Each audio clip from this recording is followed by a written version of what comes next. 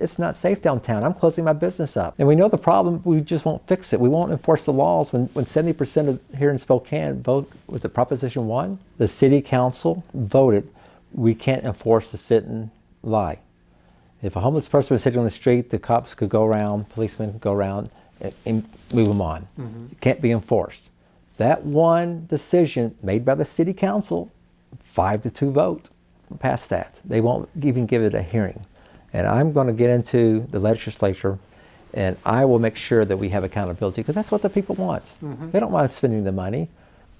I sat down for a conversation with Tony Keepy. He's been a resident of Spokane since 2000, and I met him more than 10 years ago at the Chamber of Commerce. As of this recording, he is running as a candidate for District 3, and Legislative District 3 is a big segment of the greater Spokane area. That means he's going to represent us in any state government matters in Olympia.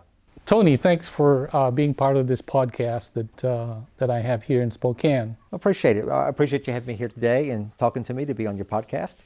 In this segment, we talk about one of the biggest issues in Spokane, and that is the topic of homelessness. Well, look, we're spending $100,000 a person for the unhoused. That's the new terminology you're supposed to use today instead of homeless. $100,000? $100,000 per. Why are they homeless when we're spending $100,000 per person? And whose budget is it coming out of? Well, the city has its budget. The state has its budget. So. And the total is $100,000. Jenny Graham is a representative, and she tried to get it passed where we have accountability. We want to know where the money's going.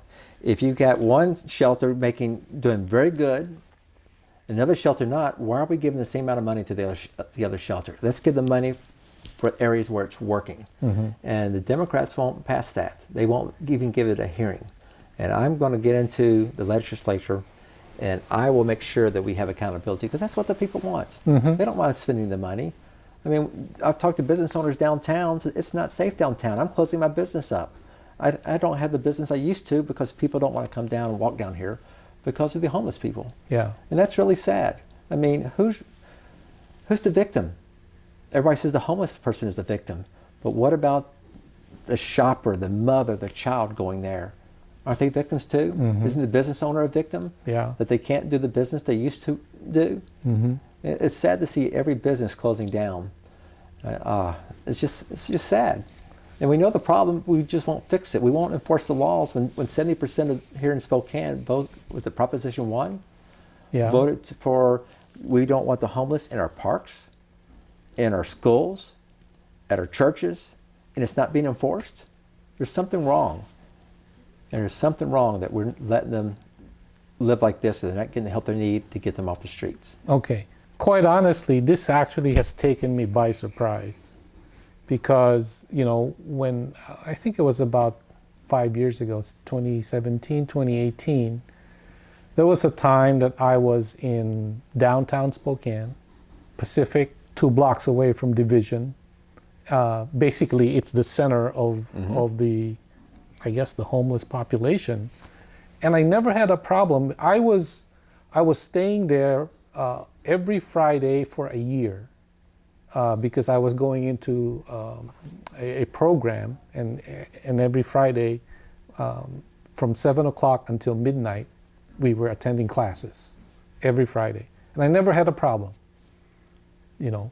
I was just parked there in our parking lot, no issues at all. And then all of a sudden, particularly almost immediately after the COVID lockdowns, is when I kind of started noticing something significantly different. Well, back in, I think it's 2019, the city council, it might have been 2018, voted we can't enforce the sit and lie. If a homeless person was sitting on the street, the cops could go around, policemen could go around and move them on. It can't be enforced. That one decision made by the city council, 5-2 vote. So the city council made that decision. They stopped enforcing. It's not the state. No, the city council. They stopped enforcing the law. I was running at the time when that was for city council. And you don't enforce the law, what happens? And what was the justification? Why didn't they want to enforce the law? Progressive, this is not right. They're victims. Because the Okay. victims, you got to make sure they're taken care of on the streets. Uh-huh. To me, being on the streets, doing your drugs on the street, that's not helping them. That's not showing compassion. And I guess the people at the time thought that's the most compassionate way. And what was the solution? If we're not going to take them off the street, are we just going to let them stay there? Is that the Just solution let that them they stay have? there. Look under. You go under the viaducts. Yeah. It's so sad to see all the tents there, people camping out there. I don't want to walk through the viaduct to the restaurant right down the street. I don't think most people do. Yeah. So And we looked at Freedom of Information Act. We're able to look at all the crimes committed downtown, all those low barrier housing, right there on Division, 2nd Street, 3rd Street. I guess it's 2nd Street and 3rd Street Pacific. There's more rapes. There's 5,000 pages with Information Freedom Act. It's, holy cow, look at this. really, Our cops, our policemen are having to spend most of their time going down to these low barrier houses because crimes are being committed and writing paperwork where they're not out being to help other people. We don't have enough policemen. okay. Now, one argument I hear is that even if we caught these people, there's no room in the jail for them anyway. We need a new jail.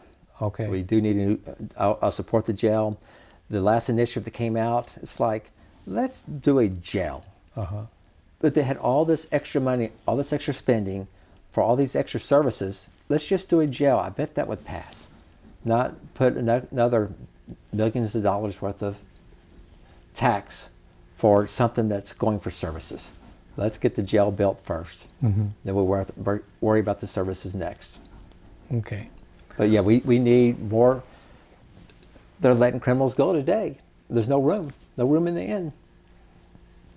And so what do? They just let them go? Is that Just let them go. And a lot of this is going to change with the judges. The judges today, well, let's give you, we have 3 strikes, you're out. 5, 6, 7, 8 strikes, and there's it's still out. So, well, there's no room for them. So they just let them right back out.